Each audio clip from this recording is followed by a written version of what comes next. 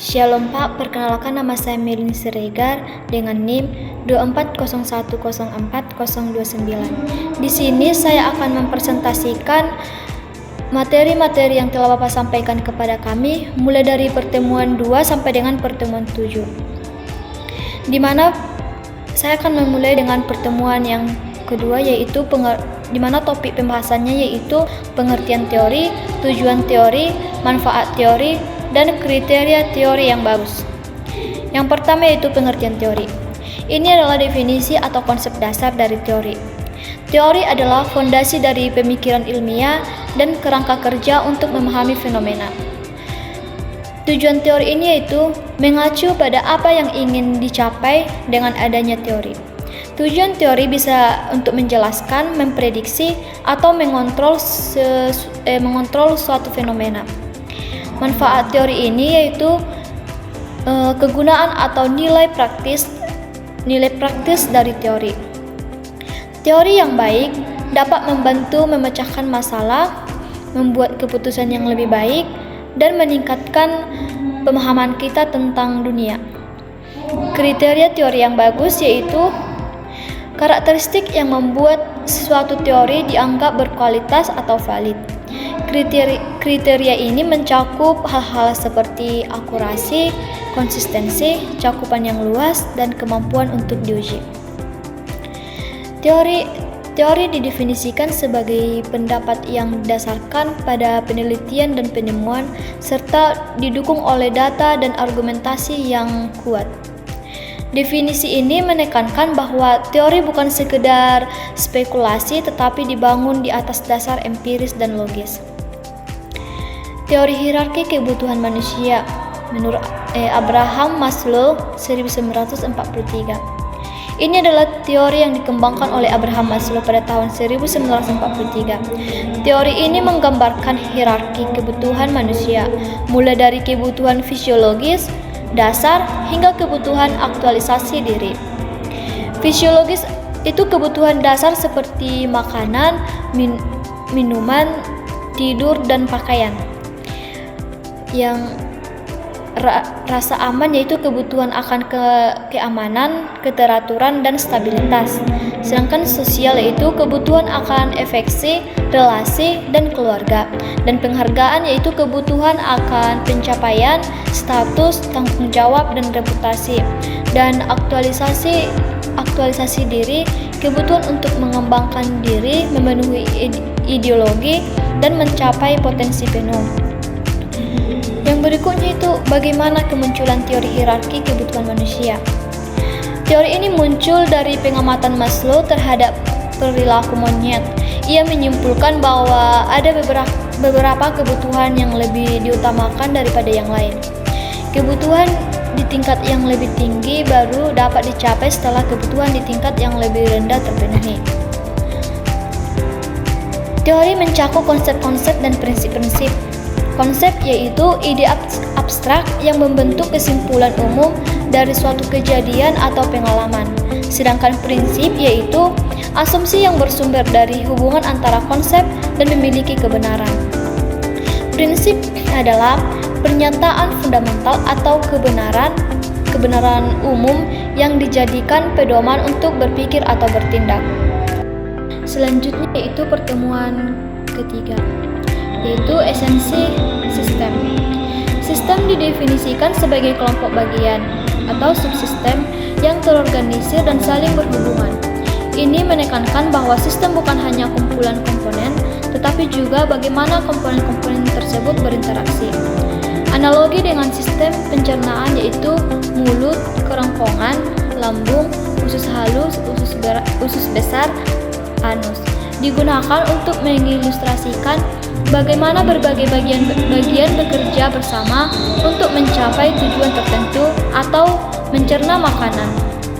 Sistem adalah satu kesatuan dari berbagai bagian yang saling memiliki fungsi masing-masing dan saling berhubungan untuk mencapai tujuan tertentu.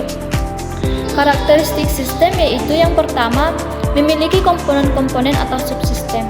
Sistem terdiri dari bagian-bagian yang lebih kecil. Yang kedua yaitu satu kesatuan yang utuh atau terintegrasi. yaitu komponen-komponen tersebut bekerja bersama sebagai satu entitas. Yang berikutnya yaitu adanya interaksi, yaitu komponen-komponen saling mempengaruhi. Dan ada yang berikutnya yaitu adanya keteraturan, yaitu ada pola atau struktur dalam sistem. Dan berikutnya adanya hierarki.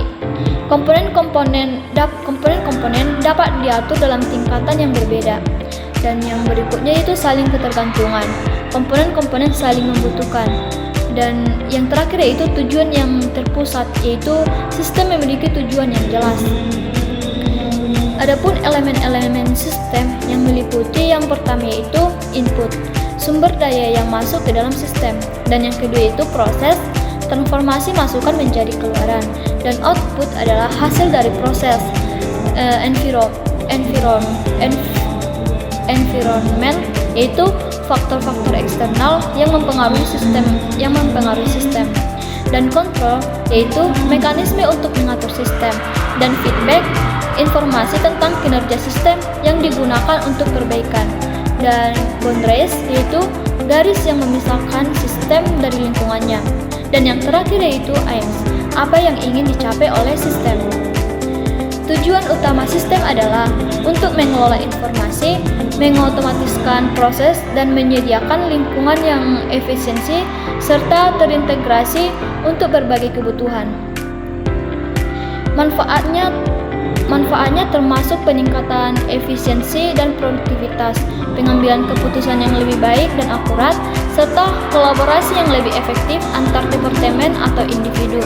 Yang berikutnya yaitu metodologi berpikir sistemik yang melibatkan pertanyaan-pertanyaan seperti siapa yang terlibat dalam masalah ini, dan gimana masalah ini terjadi, dan apa dampak dari masalah ini, dan why, mengapa masalah ini terjadi, dan when, kapan masalah ini mulai muncul, dan where, di mana masalah ini terjadi, dan what. Selanjutnya yaitu pertemuan keempat, sistem pendidikan. Sistem pendidikan nasional adalah keseluruhan komponen pendidikan yang saling terkait secara terpadu untuk mencapai tujuan pendidikan nasional. Ini berarti sistem pendidikan di Indonesia bukan hanya sekumpulan sekolah atau guru, tetapi merupakan suatu jaringan yang kompleks dan terorganisir yang bertujuan untuk mencerdaskan bangsa. Setiap bagian, misalnya kurikulum, guru, siswa, fasilitas, yang harus bekerja sama untuk mencapai tujuan ini. Komponen-komponen pendidikan yaitu input pendidikan. Yang pertama, sumber daya manusia. Misalnya peserta didik, pendidik, dan tenaga kependidikan, orang tua atau wali siswa, dan stakeholder pendidikan. Yang kedua yaitu sumber daya lainnya adalah tujuan pendidikan, buku pelajar. Sumber daya lainnya adalah tujuan pendidikan, buku pelajaran, fasilitas belajar, kurikulum, teknologi, dan pendanaan. Proses pendidikan itu keseluruhan aktivitas dari komponen input pendidikan yang terlibat dan memiliki interaksi sehingga terjadi suatu proses dalam konteks pendidikan.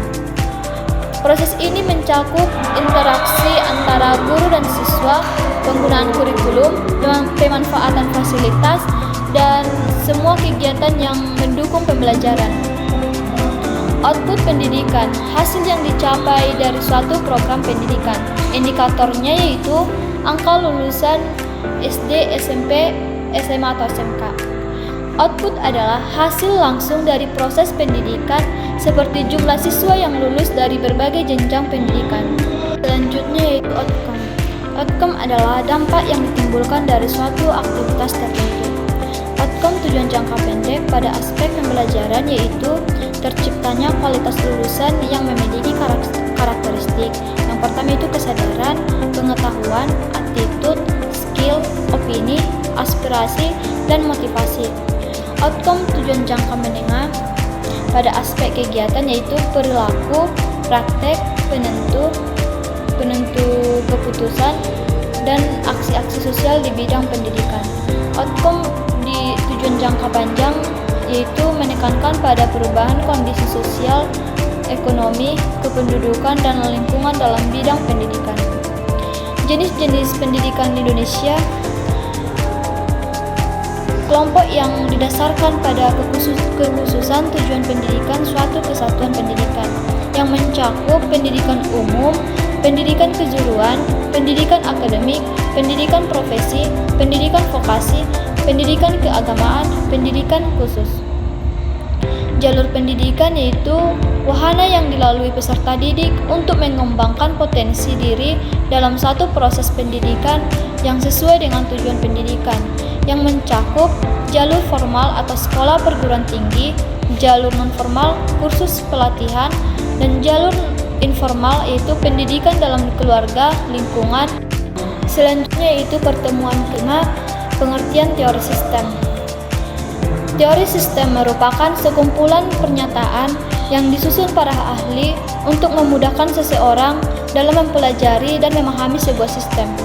Teori sistem adalah kerangka kerja konseptual yang membantu kita untuk menganalisis dan memahami sistem-sistem yang kompleks. Sistem adalah sekumpulan elemen yang saling berinteraksi untuk mencapai tujuan bersama. Yang berikutnya itu preposisi dan aksioma dalam teori sistem. Teori sistem sama dengan gabungan aksioma dan proposisi. Aksioma atau kebenaran, pernyataan yang dapat diterima sebagai kebenaran tanpa pembuktian. Contoh, keseluruhan lebih besar daripada bagian-bagiannya. Ini berarti sistem secara keseluruhan memiliki sifat-sifat yang tidak dapat ditemukan hanya dengan melihat bagian-bagiannya. Yang kedua yaitu proposisi. Pernyataan yang menjelaskan atau menggambarkan dunia nyata bisa benar atau salah.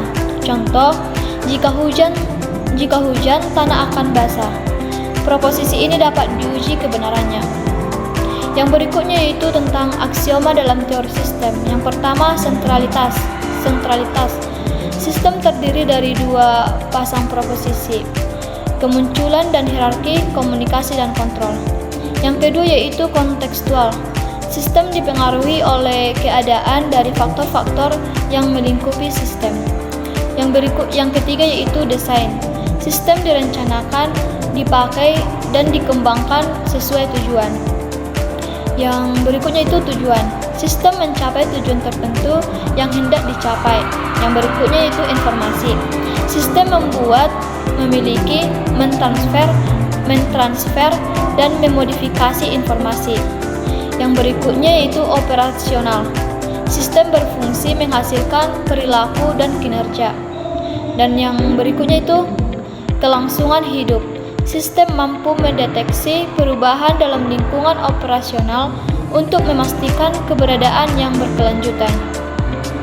Tujuan dan manfaat teori sistem yaitu teori sistem bermanfaat guna memberikan penjelasan tentang sistem dunia nyata. Teori sistem memberikan landasan untuk meningkatkan pemahaman kita berhadapan dengan sistem dan masalah serta kekacauan yang menyertainya. Jenis-jenis teori sistem. Yang pertama yaitu teori sistem umum. Pendekatan interdisipliner untuk memahami prinsip-prinsip umum yang berlaku semua jenis sistem. Yang kedua yaitu teori sistem kehidupan. Fokus pada karakteristik dan perilaku sistem kehidupan seperti organisme dan ekosistem. Yang ketiga yaitu teori sistem matematika. Menggunakan model matematika untuk menganalisis dan memprediksi perilaku sistem. Yang keempat yaitu teori sibernetika, yaitu mempelajari tentang kontrol dan komunikasi dalam sistem, khususnya sistem umpan balik. Dan yang kelima yaitu teori sistem sosial, menganalisis sistem sosial seperti organisasi, komunitas, dan masyarakat. Dan yang keenam yaitu teori sistem filsafat, mengeksplorasi implikasi filosofis dari teori sistem. Selanjutnya yaitu pertemuan keenam yaitu kemunculan teori sistem umum. Teori sistem umum pertama yang digunakan dalam upaya memahami sistem. Teori sistem umum muncul sebagai upaya untuk mencari prinsip-prinsip yang berlaku umum untuk semua jenis sistem, terlepas dari bidangnya atau biologi, sosiologi, teknik, dan lain-lain. Konsep teori sistem umum. Sistem adalah interaksi elemen-elemen yang kompleks. 3 konsep sistem yaitu sistem terbuka, sistem tertutup, dan sistem terisolasi. Sistem terbuka yaitu sistem yang berinteraksi dengan lingkungannya, yang menerima input dan menghasilkan output. Sistem tertutup yaitu sistem yang relatif tidak berinteraksi dengan lingkungannya. Dan sistem terisolasi yaitu sistem yang sama sekali tidak berinteraksi dengan lingkungannya atau secara teoristis. Yang berikutnya adalah prinsip dan karakteristik teori sistem umum. Yang pertama yaitu menyeluruh. Penting untuk melihat sistem secara keseluruhan daripada hanya fokus pada bagian-bagiannya. Yang kedua itu batasan. Batasan sistem dapat bersifat fisik atau konseptual. Yang ketiga itu hierarki. Contoh, organisasi dapat dilihat sebagai sistem yang terdiri dari subsistem, departemen, dan merupakan bagian dari suprasistem. Dan yang berikutnya itu saling ketergantungan. Itu kerjasama dan koordinasi antara elemen penting untuk keberhasilan sistem. Dan yang terakhir itu keseimbangan sistem. Keseimbangan yaitu sistem yang sehat dan mampu mempertahankan keseimbangan meskipun ada gangguan di luar. Jenis-jenis teori sistem umum atau berdasarkan interaksi dengan lingkungan. Yang pertama itu sistem terbuka atau open system, yaitu berinteraksi dengan lingkungan, menerima input atau energi, informasi, sumber daya dari lingkungan. Yang berikutnya itu mengubah input menjadi output dan memberikan output ke lingkungan dan menerima feedback dari lingkungan. Yang kedua yaitu sistem tertutup, yaitu kurang berinteraksi dengan lingkungan, tidak menerima input atau memberikan output ke lingkungan atau ideal, dan cenderung mengalami entropi. Yang ketiga yaitu sistem terisolasi, yaitu tidak berinteraksi sama sekali dengan lingkungan atau teoristis, dan tidak ada transfer energi atau materi, dan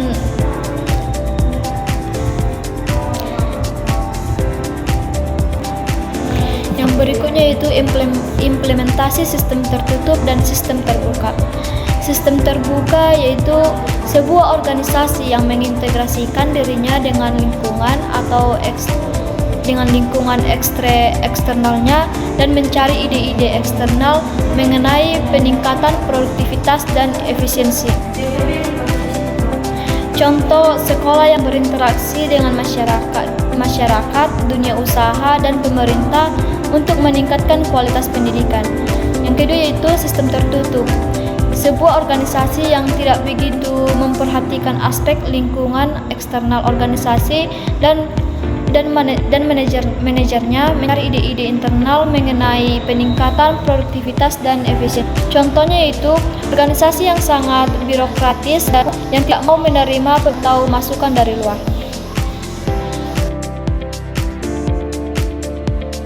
Selanjutnya yaitu pertemuan ke-7, teori sistem kehidupan. Jenis-jenis teori sistem yang pertama yaitu teori sistem umum, teori sistem kehidupan, teori sistem matematika, teori sistematika, teori sistem sosial, teori sistem filsafat, teori sistem ekologi, dan teori sistem Deming. Konsep dasar teori sistem kehidupan yang pertama yaitu ruang. Sistem kehidupan ada dalam ruang fisik dan juga dapat memiliki ruang konseptual atau misal ruang informasi.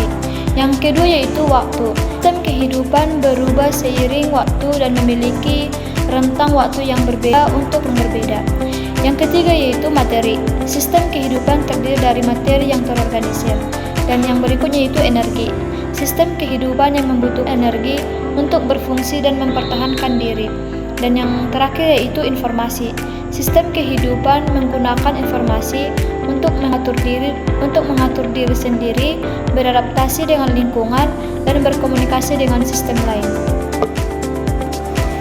8 tingkatan dalam sistem kehidupan. Yang pertama sel, yang kedua organ, yang bergabung menjadi jaringan, yang ketiga organisme yang terdiri dari organ makhluk hidup, dan yang keempat yaitu grup atau kelompok, yaitu keluarga, tim, suku.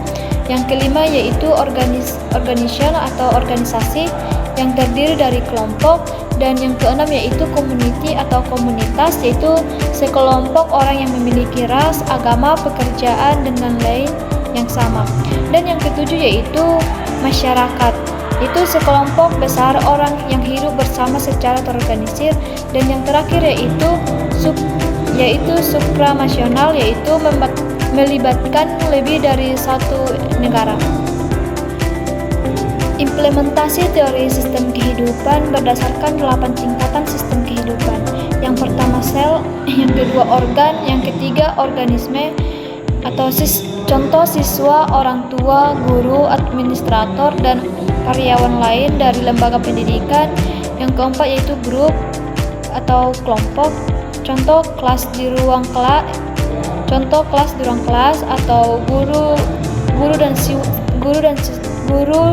dan siswa dalam sesi tutorial. Yang kelima yaitu organisasi, contoh pendidikan dasar dan menengah, sekolah, sistem sekolah, pendidikan tinggi, perguruan tinggi, atau universitas, dan pada tingkat yang lebih tinggi, lembaga negara bagian yang mengkoordinasikan pendidikan tinggi. Yang keenam yaitu community atau komunitas. Yang ketujuh yaitu masyarakat, contoh sistem pendidikan nasional Indonesia. Dan yang terakhir yaitu supranasional, contoh UNESCO, Dewan Ekonomi dan Sosial Perserikatan Bangsa-Bangsa. Teori sistem kehidupan dapat digunakan untuk memahami bagaimana lembaga pendidikan beroperasi sebagai sistem yang kompleks. Setiap tingkatan dalam sistem pendidikan yang memiliki peran dan fungsi yang berbeda, dan semuanya saling berinteraksi untuk mencapai tujuan pendidikan. Sekian dari hasil presentasi saya. Terima kasih.